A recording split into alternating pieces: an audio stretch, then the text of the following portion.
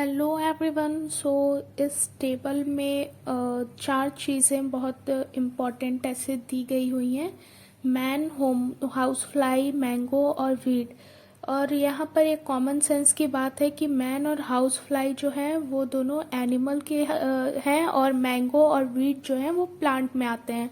ये common sense की बात है। तो पहले हम बात करते हैं एनिमल्स की एंड देन हम बात कर लेंगे प्लांट्स की।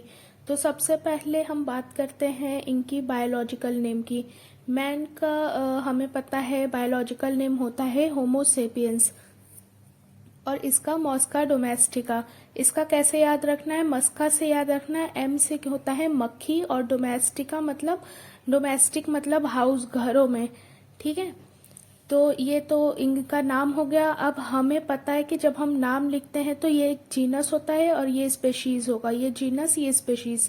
और यहाँ पर जीनस जो है तो हम जीनस ऑटोमेटिकली बन गया उसका होमो और इसका मॉस्का, तो जीनस वाला तो अपना हो गया। अब फैमिली की बात करें तो मैन और हाउस फ्लाई के केस में जो जीनस है उसी के उससे फैमिली बना दो तो होमो से होमोनिडी, मस्का से मस्कुइडी। अब बात करते हैं हमने एनिमल किंगडम चैप्टर हम पढ़ेंगे तो वो एनिमल किंगडम चैप्टर के हिसाब से जो मैं अगर पूछ ले तो अगर मैन किस फाइलम में आएगा तो मैन आएगा, मैमल्स में आएगा और कॉर्डेटा में क्या क्या होता है, रेप्टाइल्स है, एम्फीबियंस भी हैं, बर्ड्स भी हैं और मैमल्स भी हैं। तो मैमल्स में ही मैन आएगा तो क्लास मैमल्स हो जाएगी और फाइलम हो जाएगा कॉर्डेटा। और मक्खी मच्छर जितने भी कीड़े मकोड़े होते हैं वो ऑर्थ्रोपोडा के अंदर आते हैं। और ऑर्थ्रोपोडा के अंदर भी क्लास पूछ ली जाए तो मक्खी किस में आएगी? इंसेक्टा में। तो क्लास भी हो गया और फाइलम भी हो गया।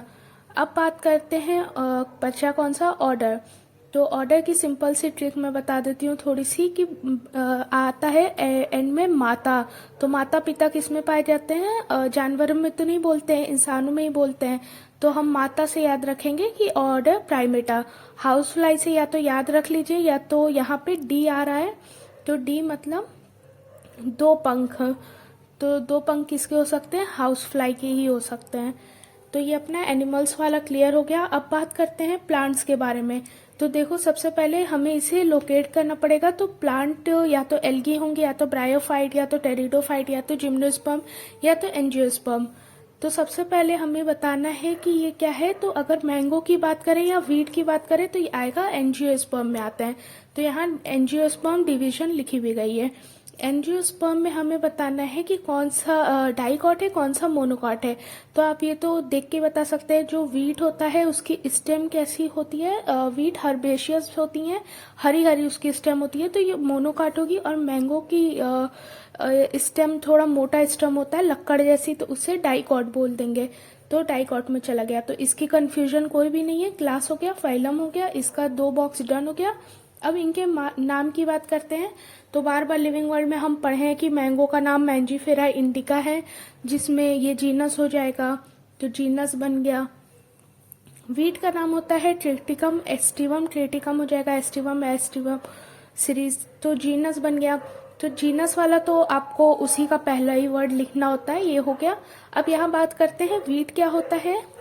तो वीट गेहूं होता है। गेहूं से हम अपने घरों में आटा बनाते हैं। तो पी से पराठा, पी से पराठे। तो पोएसी और पोएल्स।